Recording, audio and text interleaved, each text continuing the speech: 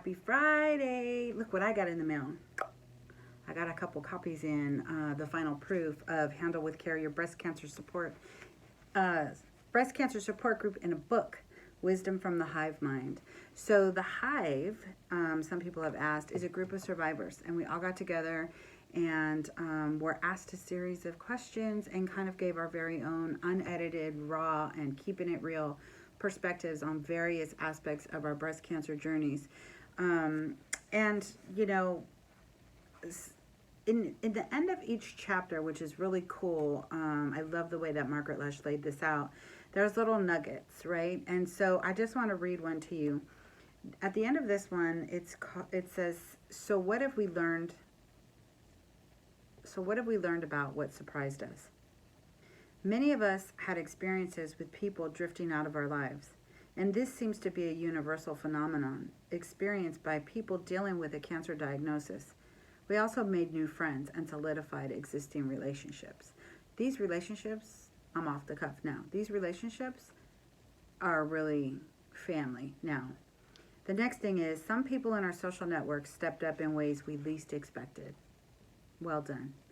Help appeared, sometimes in the most unexpected forms. Very true.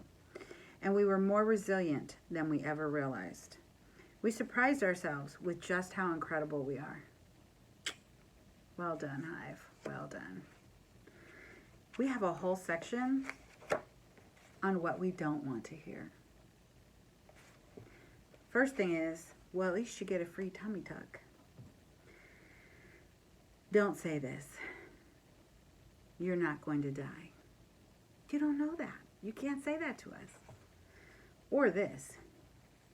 Lavetta says, it was irritating when they would say something like, oh, I have a cousin or a sister or whoever, a relative or friend. They had cancer and they did this and they did that and they're okay now. Or even they'd say, yeah, they died. Don't say that. TH says, this is a broad category because there are so many things we don't want to hear.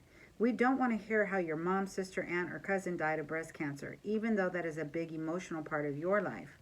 Being reminded that breast cancer is very much still a fatal disease for far too many doesn't help at this stage. You seeing a trend here? Think before you speak. We know you want to identify, but sometimes it's best to just not say anything. Katie says, unsolicited opinions. Right after being diagnosed and sharing it on Facebook, I was surprised by how many people tried to give me advice that I hadn't even asked for. So many people assumed because I was only 33 years old and diagnosed with cancer that I must have been living an unhealthy life prior to my diagnosis.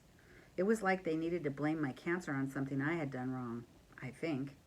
Because the mere thought of a very healthy young person getting breast cancer was probably pretty scary to hear about. Again, just well-meaning people, but think before you speak.